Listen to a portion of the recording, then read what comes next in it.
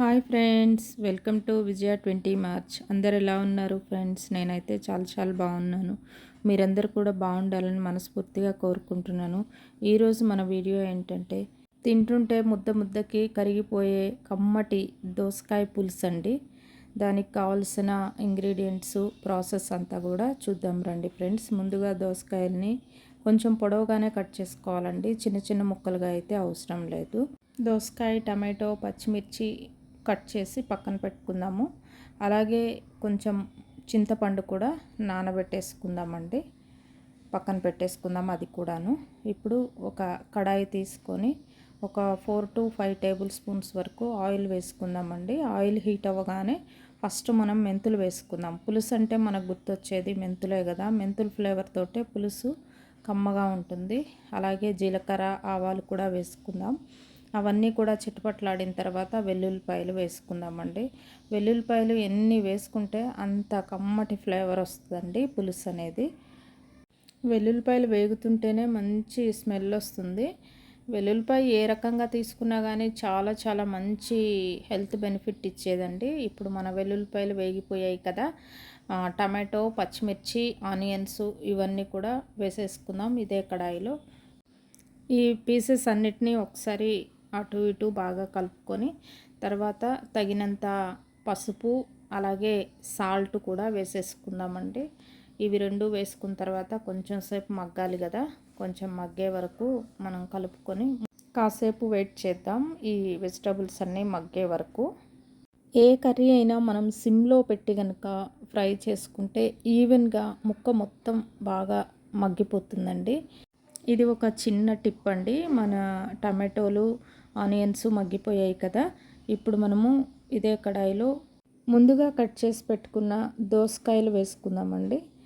దోసకాయలు వేసుకున్న తర్వాత కొంచెం ధనియాల పొడి వేసుకుందాం, 1 టీ స్పూన్ వరకు. తర్వాత కారం కూడా నేనైతే 3 టేబుల్ స్పూన్స్ వరకు వేసానండి.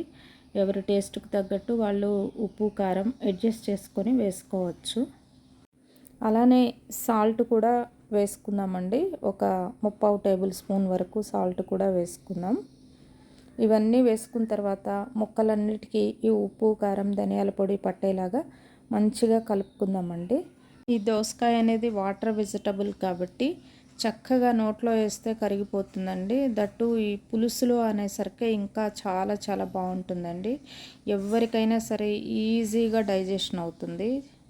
ఒక 2 మినిట్స్ తర్వాత మూత ఓపెన్ చేసి మనము అల్లం వెల్లుల్లి పేస్ట్ అండి, అది నేను చేత్తో దంచింది.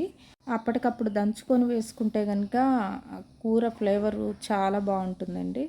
ఇప్పుడు ఈ పేస్ట్ వేసిన తర్వాత ఒకసారి మళ్ళీ మంచిగా కలుపుకొని మూత పెట్టేసి ఒక 3 మినిట్స్ పాటు మగ్గనిద్దామండి. దోసకాయలో 100కి 95% వాటర్ ఉంటుంది కదా.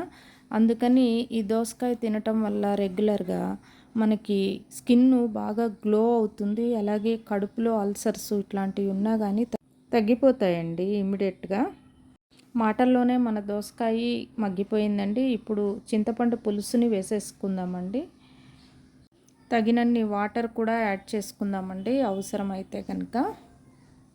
చూసారా ఎంత తొందరగా దోసకాయ ముక్క మగ్గిపోయిందో, ఎంత సాఫ్ట్గా కనిపిస్తుందో చూసారా. పులుసు వేసిన తర్వాత ఒక 5 మినిట్స్ పాటు బాగా ఉడకనిద్దామండి, ముక్కకి పులుసు అంతా పట్టేలాగా. మధ్యలో ఒక్కొక్కసారి అప్పుడప్పుడు గంటెతో కలుపుకుంటూ ఉందామండి. మీరు కూడా ఇదే ప్రాసెస్లో చేస్తారా? కామెంట్ చేయండి ఫ్రెండ్స్. మన దోసకాయ పులుసు ఆల్మోస్ట్ ఉడికిపోయిందండి. ఈ పాయింట్లో నేను కొంచెం బెల్లం యాడ్ చేస్తున్నానండి. ఆ చింతపండు ట్యాంగీనెస్ తెలియకుండా కమ్మగా ఉంటుందండి బెల్లం యాడ్ చేస్తే. అవసరం లేదు, ఇష్టం లేదు అనుకున్న వాళ్ళు స్కిప్ చేసేయొచ్చండి. మన దోసకాయ పులుసు అయితే ఎమ్మీగా మంచి ఫ్లేవర్ఫుల్గా రెడీ అయిపోయిందండి. ఈ పాయింట్లో నేను కొత్తిమీర యాడ్ చేశానండి. చూసారా ఎంత కలర్ఫుల్గా అనిపిస్తుందో.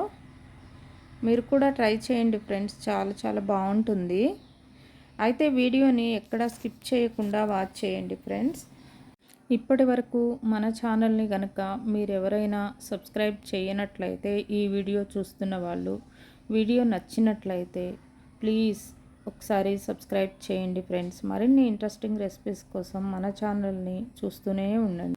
Thanks for watching my dear YouTubers, well wishers, family.